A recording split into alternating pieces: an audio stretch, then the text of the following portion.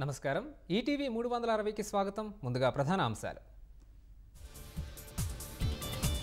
senior IPS అధికారి AB వెంకటేశ్వరరావుకు ఊరట సస్పెన్షన్పై cat ఉత్తర్వుల నిలుపుదలకు హైకోర్టు నిరాకరణ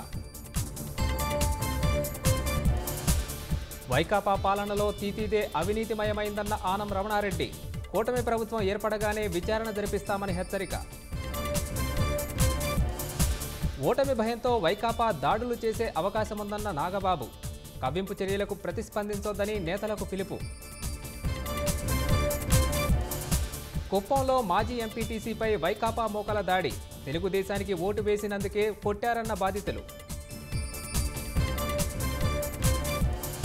కలుషిత నీటితో విజయవాడలో భారీగా డయేరియా కేసులు ప్రాణాలు పోతున్నా అధికారులు పట్టించుకోలేదని విమర్శలు విజయవాడలో తుక్కు వ్యాపారం పేరిట ఘరానా మోసం అధిక లాభాల ఆశ చూపి 20 కోట్లకు పైగా కుచ్చుటోపి కేరళను తాకిన నైరుతి రుతుపవనాలు 3-4 రోజుల్లో రాష్ట్రంలో ప్రవేశించే అవకాశం